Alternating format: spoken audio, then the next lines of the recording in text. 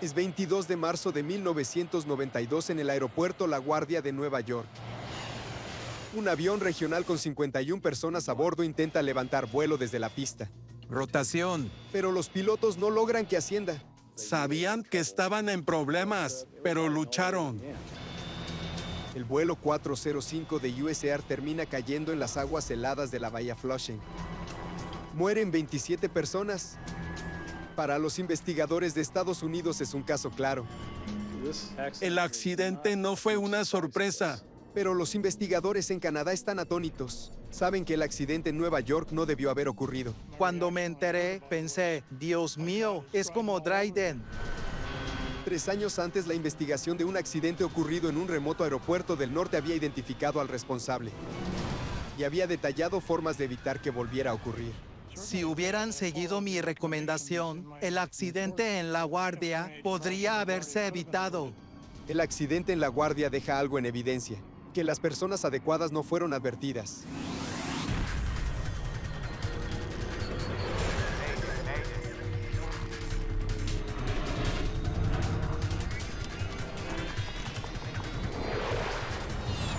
Mayday, Catástrofes Aéreas. La siguiente historia es real y está basada en informes oficiales y declaraciones de testigos. 10 de marzo de 1989. Son las 11:39 am en el aeropuerto de Dden, Ontario. Una ligera nevada cae cuando el vuelo 1363 de Air Ontario se detiene en una comunidad aislada en el norte durante su trayecto de la bahía Thunder a Winnipeg. Los pasajeros permanecen en el avión mientras le ponen combustible.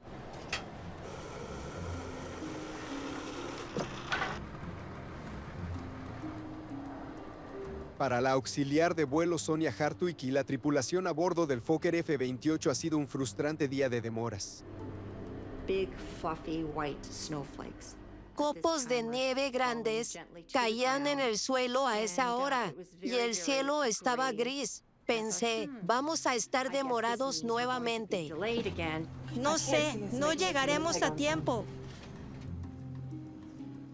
Es viernes y empiezan las vacaciones de primavera. Ya con 1 hora de retraso, otra demora podría arruinar los planes de vacaciones para muchos de los 69 pasajeros y tripulantes a bordo. Había muchas familias con planes.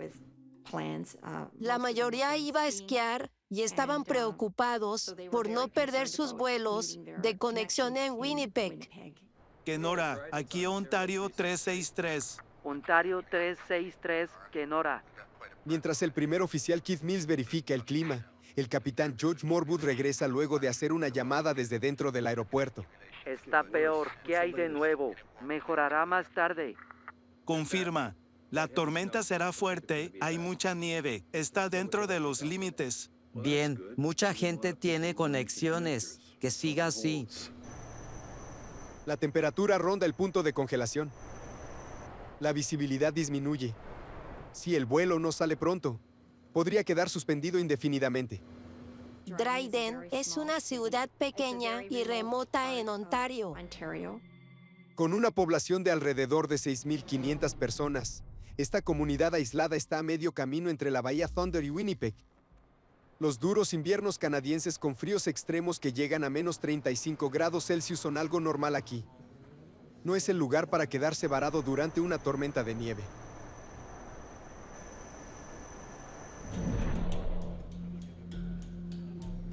El oficial de la Real Policía Montada de Canadá, Don Croshaw, y su compañero escoltan a un prisionero hacia Winnipeg. Cuando revisé su antecedente, vi que era una persona violenta. Así que íbamos 2 de nosotros. Era buscado por fraude y por eso lo llevábamos de regreso a Alberta. No fumar y cinturones. Sí, Instrumentos. sí. Todo listo.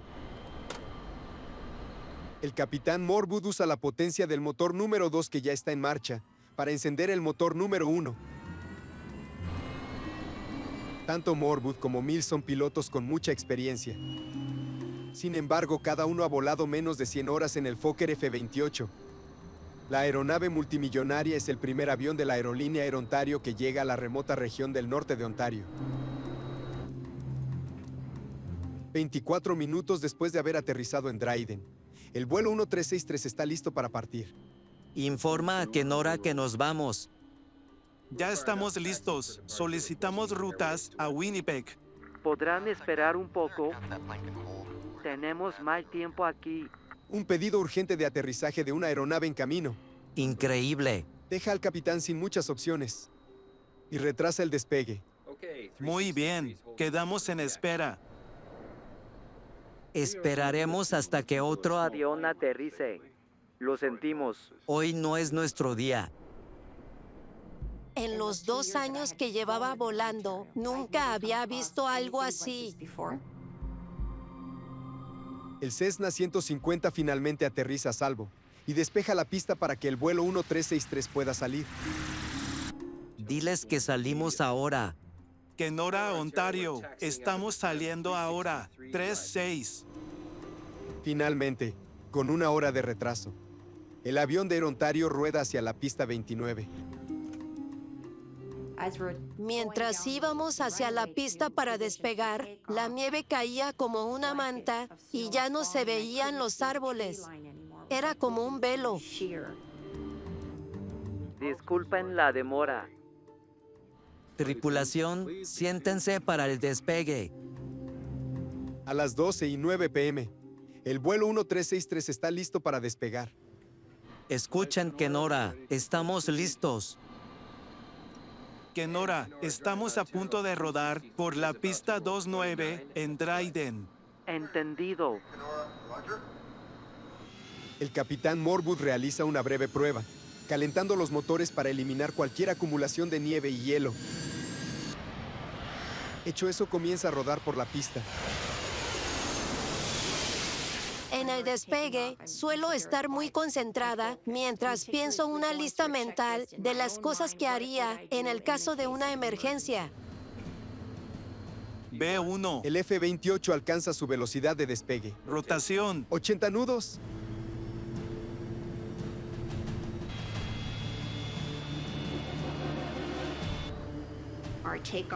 El despegue fue lento, como si la nave hubiese tenido que hacer mucho esfuerzo.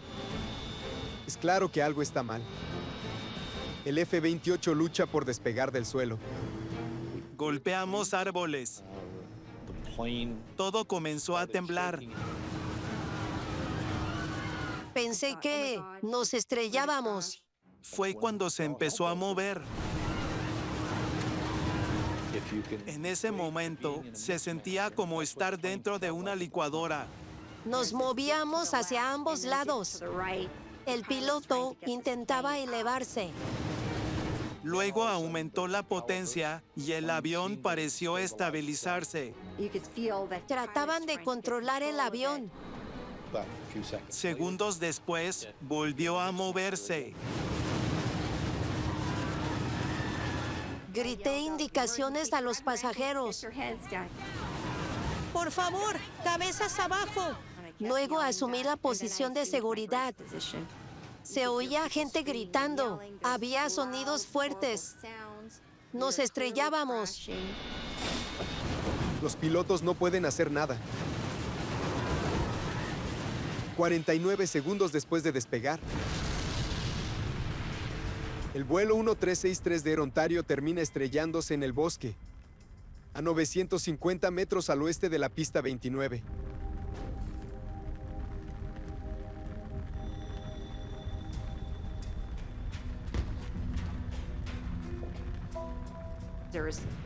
Había restos del avión por todas partes. No sabía dónde estaba. En ese momento pensé, Dios mío, estoy viva y esto está pasando tan rápido. Nos caímos hacia un lado. Se abrió el lado derecho del avión y así logramos salir. Si no, quizás no habríamos podido. El prisionero seguía esposado, así que le quité las esposas, pero él nunca se apartó de mí. Luego salimos del avión. Había fuego y explosiones. Íbamos llenos de combustible. Por aquí. Empecé a gritar, por aquí, para que siguieran mi voz. Vamos. Los pasajeros corren para ponerse a salvo antes de que el fuego se expanda. 45 personas sobreviven al accidente, pero otras 24 no lo hacen. Entre los fallecidos están el capitán Morwood y el primer oficial Mills.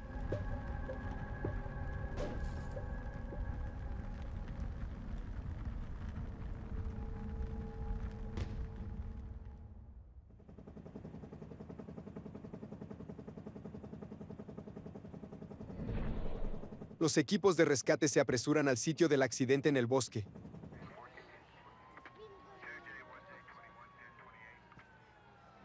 Los heridos son llevados al hospital en Dden. Estaba preocupado porque había mucha nieve. No vi nada en la pista hasta que empezamos a chocar contra el árbol.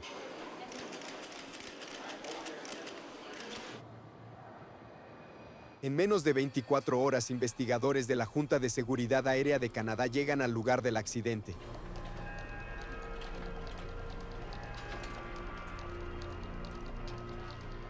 Uno va con la esperanza de descubrir qué pasó, por qué y cómo hacer para que no vuelva a suceder. Recorrimos el camino del avión hasta el umbral de la pista y luego la trayectoria de vuelo hasta el sitio del impacto. Fue lo primero que hice. Quería documentar lo que veía tomando fotos. Cuando llegas a un sitio de accidente como ese, dos cosas te abruman: el olor a combustible y el olor a muerte.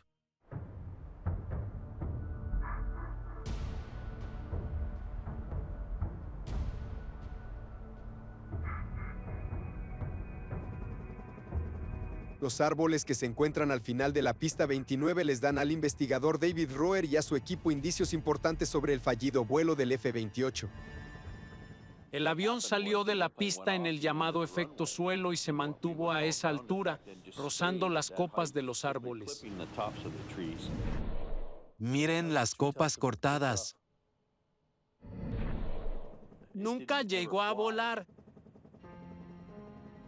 Murieron 24 personas, incluyendo 2 pilotos y una auxiliar del vuelo, y murieron haciendo su trabajo. Así que quieres hacerles justicia, pero debes ser imparcial. Si hubo errores, hay que corregirlos. De la parte trasera del fuselaje, los investigadores recuperan las 2 cajas negras del F-28, el registrador de datos de vuelo y el registrador de voces de cabina.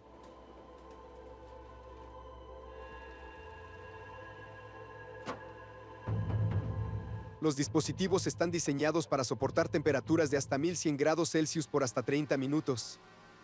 Los investigadores se frustran al enterarse de que la cinta de mylar de las grabadoras ha sufrido daños por el calor extremo. Se estima que las cajas negras fueron abrasadas por un infierno de 1100 grados durante al menos 90 minutos, mucho más allá de su límite. Los datos son irrecuperables. Eso fue un gran golpe porque ahora debíamos reunir toda la información y establecer su validez por vías independientes.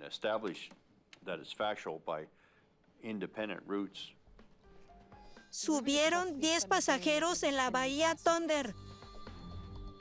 Los investigadores ahora deben fiarse por completo de las declaraciones de testigos para reconstruir los eventos que llevaron al trágico despegue. Se enteraron de que el F-28 comenzó su día en Winnipeg y estaba programado para hacer una ruta de ida y vuelta hacia la bahía Thunder con una escala en Dden. Pero en la bahía Thunder, los planes cambiaron.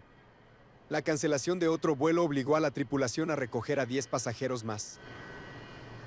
Tras hacer cálculos, se dieron cuenta de que había sobrepeso y que debían alivianar el avión. Muy bien, descarguemos un poco de combustible. Quitaron combustible para ajustarse al peso. Despacho, Ontario. Nos atrasamos por 1 hora. El peso extra de los nuevos pasajeros no dejó otra opción a la tripulación. Tuvieron que descargar combustible para aligerar la carga. Eso significaba que al llegar a Dden, necesitarían cargar más combustible de lo habitual para completar el tramo final de regreso a Winnipeg. Roer se pregunta si el cambio de planes pudo haber llevado a un error a la hora de calcular el peso y el balance. ¿Estaba el F-28 demasiado pesado para el despegue? Luego descubre un detalle desconcertante. El formulario de peso y balance del avión para el despegue desde Dden nunca se recogió como se requería. ¿Se quemó en el incendio? Roer se ve obligado a usar los promedios estándar de Air Ontario para calcular los pesos de pasajeros y equipaje. Estos datos combinados con los registros de combustible del aeropuerto le permiten estimar el peso bruto de despegue del avión. Sabía cuántos iban a bordo. Sabíamos cuántas maletas había y cuál era la carga de combustible. Roer estima que la aeronave pesaba entre 28,000 y 29,000 kilogramos aproximadamente. Su peso máximo era de 29,500 kilogramos, así que concluimos que no estaba sobrecargado. La causa del accidente sigue siendo un misterio. Tras 18 días de investigación, el gobierno canadiense pone a cargo al juez Vuelo Moshansky. La idea es que lidere una investigación más amplia sobre todos los aspectos del sistema de aviación que pudieron haber contribuido a la tragedia de Air Ontario. El gobierno buscaba un juez experimentado, con conocimiento en aviación. Moshansky es un piloto experimentado que lleva 13 años en su cargo. Trabajará junto con el investigador de accidentes David Roer y el consultor de aviación Frank Black. El primer paso que el nuevo equipo lleva a cabo es evaluar los sistemas técnicos del avión. El eléctrico, hidráulico y de combustible. Todos estos sistemas se analizan tanto en términos de su historial previo al accidente como de los restos que pueden ser examinados.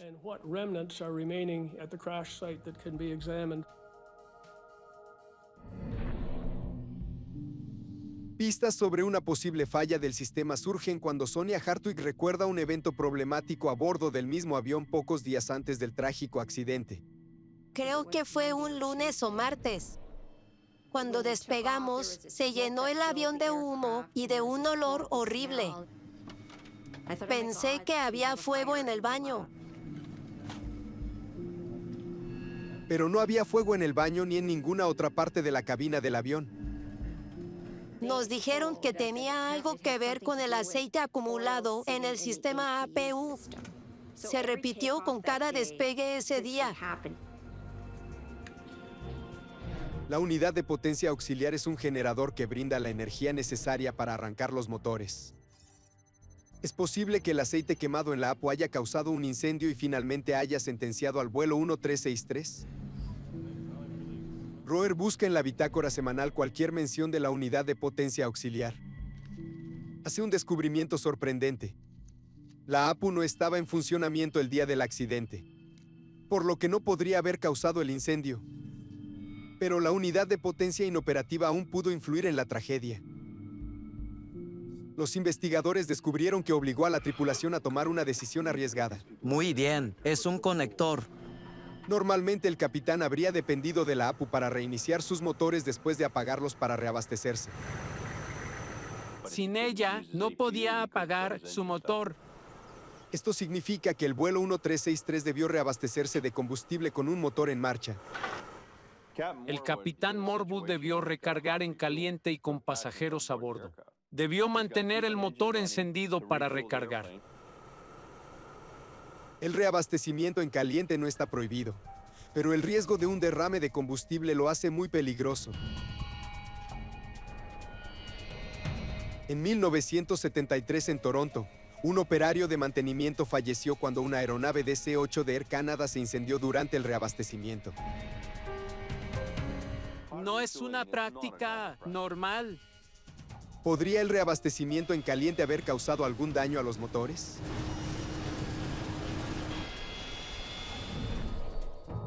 El gerente del aeropuerto de Dden, un expiloto militar, sospecha que hubo problemas con los motores.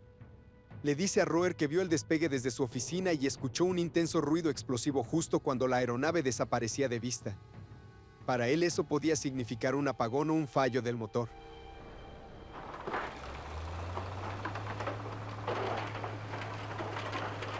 Pensé, esta será una investigación de alto perfil y muy controvertida.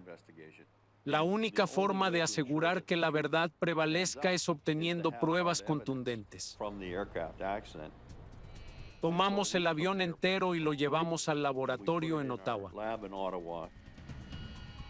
¿Nada? Hay indicios que apuntan a la falla de motor como causa del accidente. Bájalo. Roer ordena pruebas del motor extensivas. Buscamos daño en el motor. Roer descubre que los dos motores Rolls-Royce del F-28 solo sufrieron daños estructurales menores. No hay evidencia de un incendio en los motores ni hay nada que sugiera que estos sufrieron alguna falla.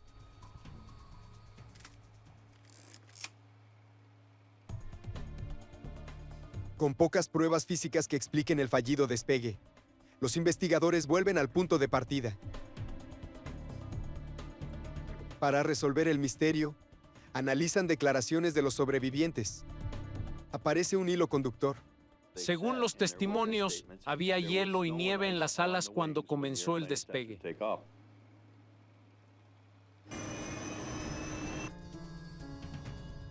Roer estudia mapas del clima en busca de pistas. Había buena información del clima. Los mapas muestran que durante la media hora que el F-28 estuvo en tierra en el aeropuerto de Dden, la visibilidad se redujo de 4 a menos de 1 kilómetro debido a la tormenta de nieve. Y teníamos otra pista. La nieve y el hielo en las alas incidieron en la tragedia. Sonia Hartwig cuenta a los investigadores sobre una visión inusual durante el despegue. Al despegar, vi que las alas tenían una capa sólida de hielo gris brillante. Los investigadores consultan los manuales del F-28 para analizar sus sistemas anticongelantes. Ven que solo los bordes de ataque de las alas están protegidos. Los bordes de ataque tenían calefacción. Me pregunto si funcionaba el anticongelante. El calor venía del aire de los compresores del motor. Encontraron las válvulas que permiten el acceso del aire comprimido a los bordes de ataque. Las probaron y resultó que funcionaban bien. El sistema descongelante funcionaba, pero como solo calefacciona el borde de ataque, es muy probable que no quitara el hielo que se había formado sobre las alas del vuelo 1363. Los investigadores sospechan que la acumulación de hielo y nieve denominada contaminación en las alas pudo haber jugado un papel importante en el accidente. Para confirmar esa sospecha, Roer y su equipo se reúnen con los ingenieros de Fokker. Gracias. Quiero ver qué tienen. Jack Van Hengst, el ingeniero jefe, tenía muchos estudios e información sobre los efectos de la contaminación en un F-28. Ingenieros de Fokker realizan simulaciones del accidente. Obtuvieron buena información sobre el rendimiento de la aeronave, simulando tipos de cargas, temperaturas y demás a las que el avión habría estado expuesto. Los investigadores hacen un descubrimiento crucial sobre el diseño del F-28. Debido al ángulo de las alas, una pequeña cantidad de hielo hace que el avión se vuelva susceptible a la pérdida. Concluyeron que una mínima contaminación en el ala interrumpiría el flujo del aire y causaría una pérdida de sustentación. Eso dice mucho de esto. Las simulaciones respaldan lo que vieron los testigos. Apenas logró despegar, bajando las alas, perdiendo sustentación y desacelerando hasta destruirse.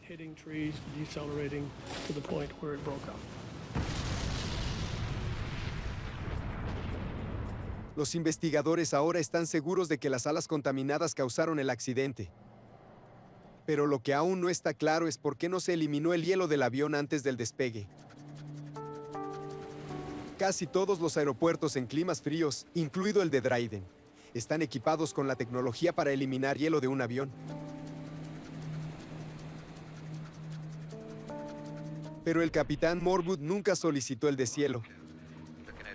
Está peor. ¿Qué hay de nuevo? Mejorará más tarde. Los investigadores ahora deben averiguar por qué. Quieren entender qué fue lo que lo llevó a arriesgar su propia vida. Que siga así. Y necesitan saber por qué puso en riesgo las vidas de las 68 personas a bordo.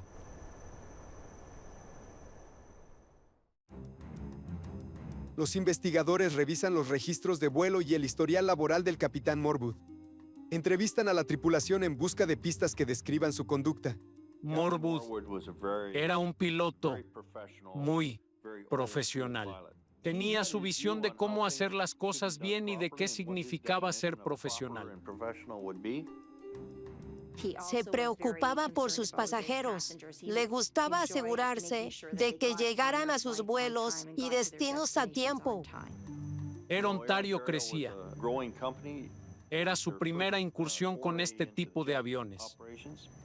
Estoy seguro de que hubo muchas cosas que el capitán Morwood pensó que él haría distinto y seguramente se lo hizo saber a sus superiores. La historia de Morwood muestra que retrasó y canceló vuelos en el pasado por problemas relacionados con el hielo. Roer no lo entiende.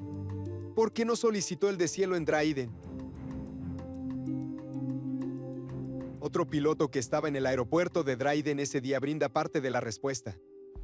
Él oyó a Morwood hablando por teléfono con Air Ontario. Es lo que trato de decirles.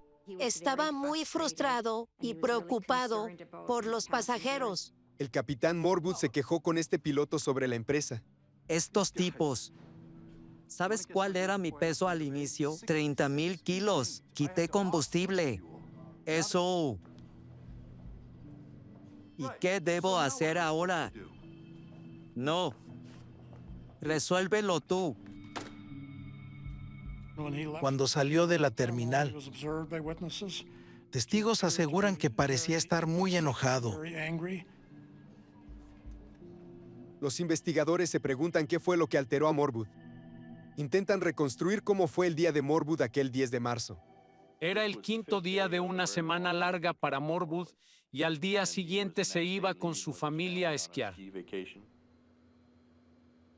Antes de su primer vuelo del día, se enteró de que la APU del avión no estaba funcionando. Luego, en Bahía Thunder, continuaron las malas noticias para él. Después de recargar combustible, el despachador obliga a Morwood a llevar a 10 pasajeros más. Ahora debe descargar combustible del avión y perder más tiempo. Nos demoramos. Muy bien. Descarguemos un poco de combustible. Esto significaba que Morwood saldría de Bahía Thunder con retraso. Despacho, Ontario.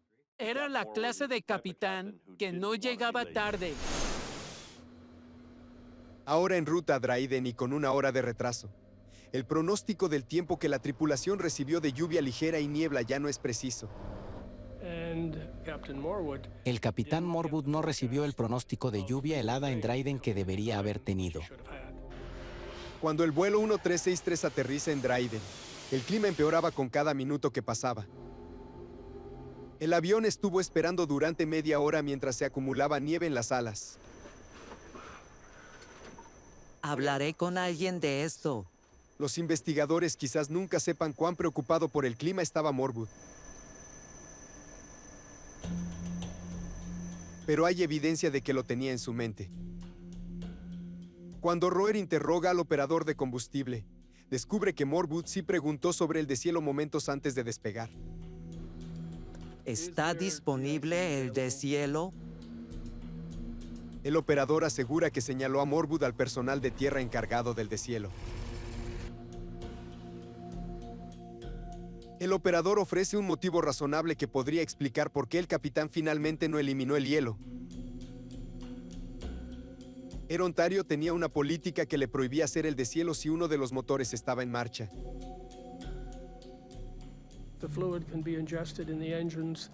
El fluido puede ajustarse en los motores y luego viajar hacia el aire acondicionado, volviéndose muy nocivo en la cabina del avión. Pero si Morwood hubiera apagado ambos motores, no habría podido reiniciar la aeronave. La otra forma de arrancar el avión es con un carro de aire en tierra que proporcione aire comprimido. Dden no tenía la capacidad para arrancar el avión.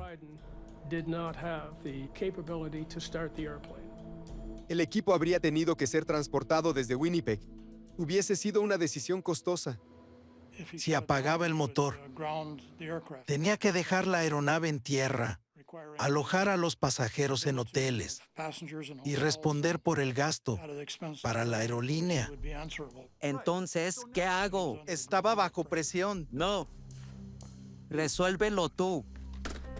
Creo que la conversación telefónica habrá sido sobre esa situación y su descontento, pero no tenía otra opción. Está peor. ¿Qué hay de nuevo? La tormenta será fuerte, se ve feo. Está dentro de los límites. Bien, mucha gente tiene conexiones. Que siga así. Aunque la cantidad de nieve en las alas estaba dentro de los límites, fue lo que había debajo de la nieve lo que condenó al vuelo. El combustible en el ala de un avión puede enfriarse hasta menos 40 grados Celsius. El combustible helado enfría la superficie metálica del ala. Cuando la nieve golpea esta superficie extremadamente fría, se congela al instante en una capa de hielo casi invisible. Es un proceso llamado engelamiento. Esto afecta el flujo de aire en el ala y destruye su capacidad de elevarse. Diles que salimos ahora. Estamos saliendo ahora. La única razón que pudo haberlo llevado a ejecutar el despegue fue el no haber considerado el fenómeno de enfriamiento y el hecho de que las alas aún podían tener hielo. Muy bien, Kenora. Estamos listos. Y Kenora, Dden, Ontario. Quizás por no querer enfrentar las consecuencias de apagar sus motores, Morwood tomó la decisión de despegar hacia Winnipeg sin llevar a cabo el deshielo del avión. Pensó que el hielo se iría al despegar. Ahí es donde cometió un error trágico. Sin embargo, Moshansky concluye que a pesar de su equivocación, el capitán Morwood no es el único responsable del accidente. No fue solo error de él. Hubo una multitud de factores que causaron el accidente.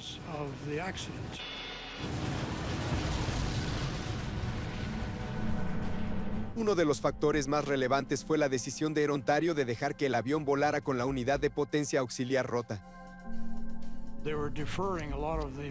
Estaban posponiendo el mantenimiento pendiente por escasez de repuestos.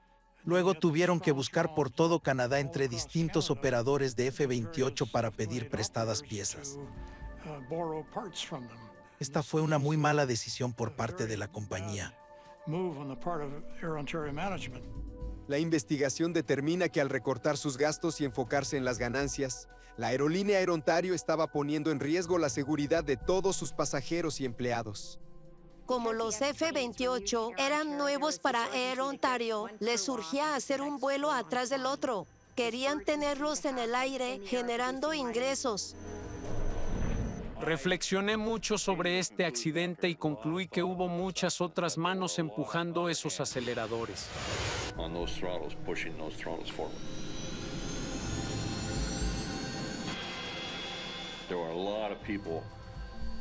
Mucha gente tuvo que ver en la secuencia de eventos que llevaron al trágico final. Fue prevenible, pero los pilotos tenían todo en contra. Hablaré con alguien de esto. Air Ontario no tenía una cultura de seguridad y hay que tenerla desde la alta gerencia hacia abajo.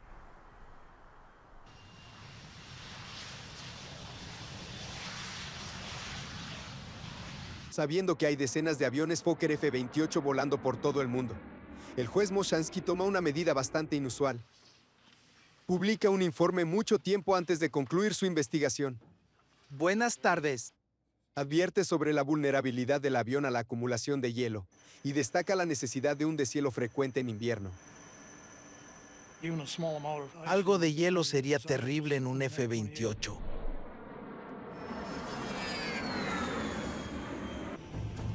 Pero 15 meses después, resulta claro que las advertencias de Moshansky no han sido escuchadas.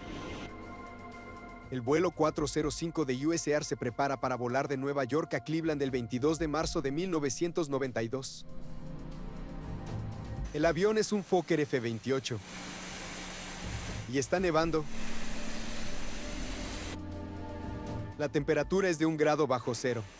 A las 9 p.m., el avión está siendo deshelado por segunda vez desde que llegó de Florida.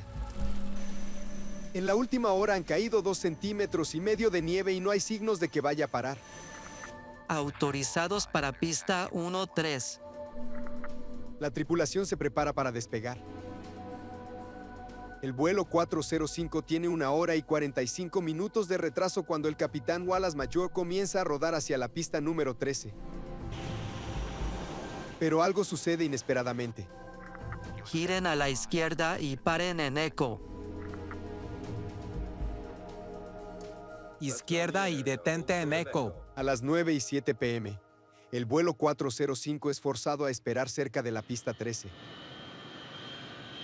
Allí pasan otros 23 minutos. El primer oficial John Rashuba enciende una luz para iluminar las alas. Revisa si hay hielo en el ala derecha. No ve nada. Se ve todo bien desde aquí.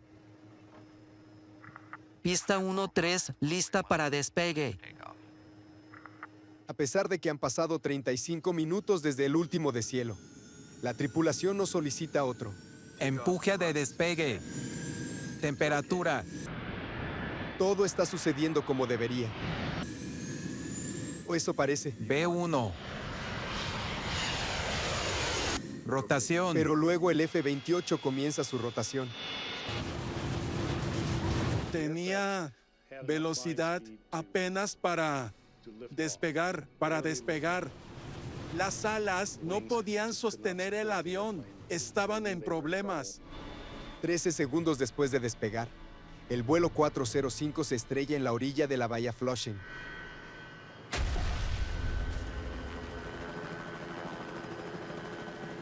No creo que ningún piloto piensa en caer. Intentaron salvar el avión hasta el final.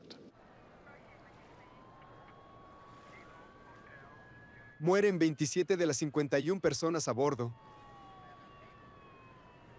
Otra aeronave Fokker F-28 se ha estrellado con consecuencias trágicas. Cuando me enteré pensé, Dios mío, es como Dden. Unos días después, el investigador a cargo Robert Benson sospecha que la causa principal fue el hielo en las alas. Sería muy difícil para los pilotos detectar hielo en las alas solo mirando por las ventanas laterales del avión. Se ve todo bien desde aquí. El capitán tenía un problema. Si quería eliminar el hielo por tercera vez, tenía que rodar de vuelta al estacionamiento y encontrar un camión de deshielo.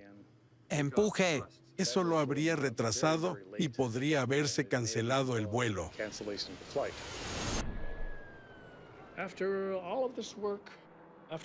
Después de tanto esfuerzo, fue frustrante ver que sucedía de nuevo.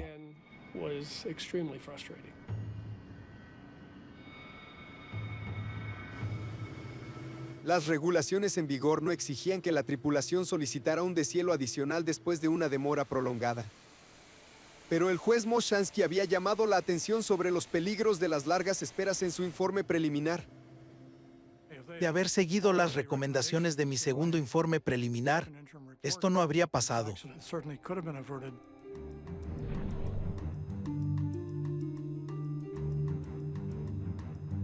También había mencionado las numerosas limitaciones del líquido anticongelante que se usaba en ese momento. El líquido de tipo 1 es una mezcla compuesta de anticongelante y agua. Esos químicos están hechos para desprenderse al acelerar por la pista. Así las alas no están contaminadas al momento de elevarlas. El líquido tipo 1 se aplica caliente para descongelar las superficies del avión. Sin embargo, su efecto no dura mucho tiempo. Este líquido duraba unos 15 minutos en condiciones óptimas. En malas condiciones, como lluvia helada, podía durar 6 minutos.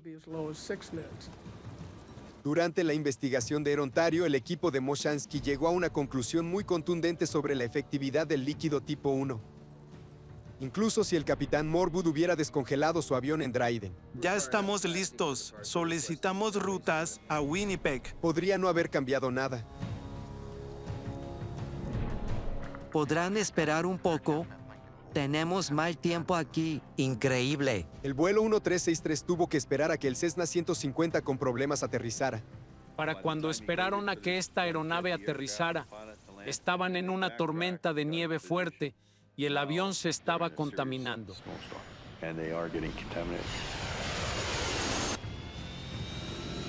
Incluso si Morwood hubiera quitado el hielo durante sus 30 minutos en tierra, Rotación. el líquido podría haber dejado de funcionar por el retraso. Es muy posible que las alas del avión se hubieran vuelto a cubrir de hielo.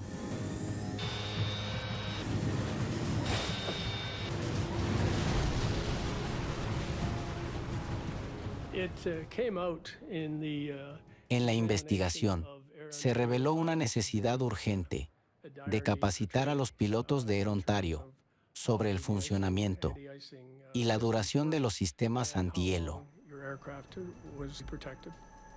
Tan pronto como ocurrió nuestro accidente en Nueva York, entendimos que era una aeronave similar, casi idéntica a la del accidente de Dden.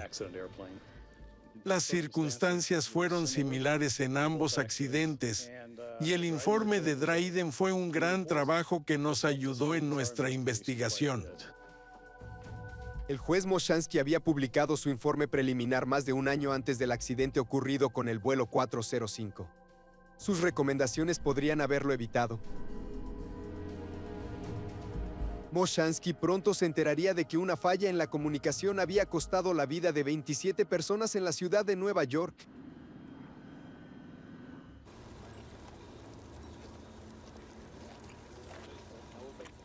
Durante su investigación, el juez Moshansky descubrió que había otro tipo de líquido anticongelante disponible para la industria aérea.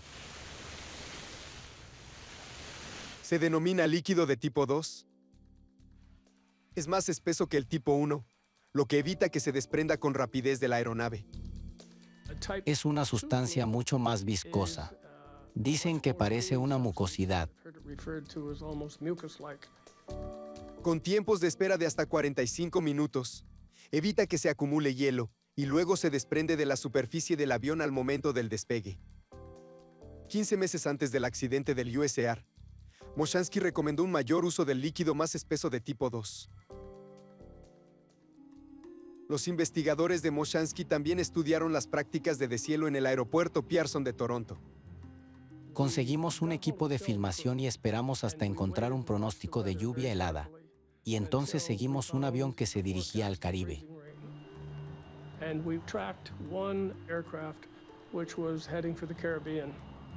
Los investigadores descubrieron una brecha de tiempo preocupante entre el momento de deshielo y de despegue. Desde el momento de deshielo hasta el despegue de la aeronave pasaron alrededor de 41 minutos.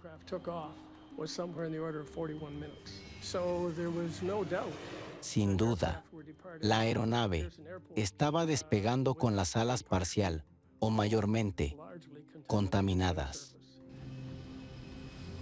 Luego fuimos a Chicago O'Hare. Este fue el primer aeropuerto en poner pistas y rutas para el deshielo.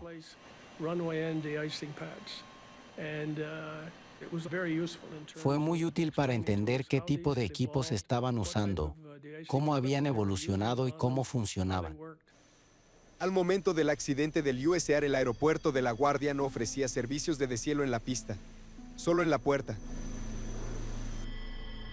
15 meses antes del accidente, el juez Moshansky también había recomendado colocar los equipos para realizar el deshielo en las pistas en lugar de en las puertas de embarque.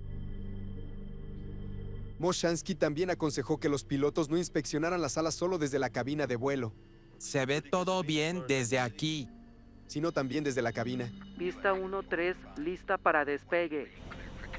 Moshansky asegura que su informe pudo haber prevenido el accidente en LaGuardia.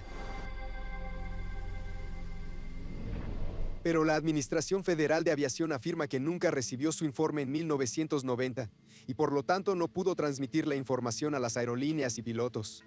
Sin embargo, el juez Moshansky no cree eso. Mi informe se envió en diciembre de 1990. Fue un año y medio antes del accidente en LaGuardia. Alguien lo habrá guardado en su escritorio. El accidente del vuelo 1363 derivó en una gran cantidad de recomendaciones que podrían salvar vidas. La tragedia del vuelo 405 aseguró que esas recomendaciones se implementaran ampliamente. La comisión propuso 192 sugerencias después de Dden. Cambió la forma de abordar la contaminación.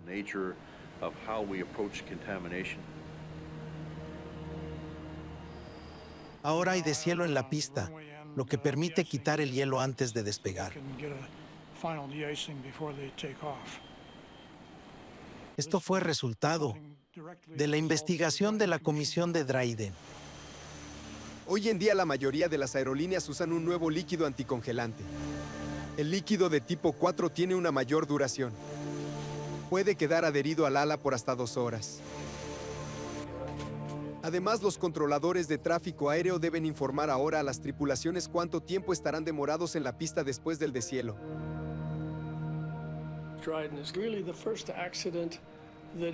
Dden es el primer accidente que reveló no solo lo que sucede con un avión, sino también lo que ocurre a nivel corporativo.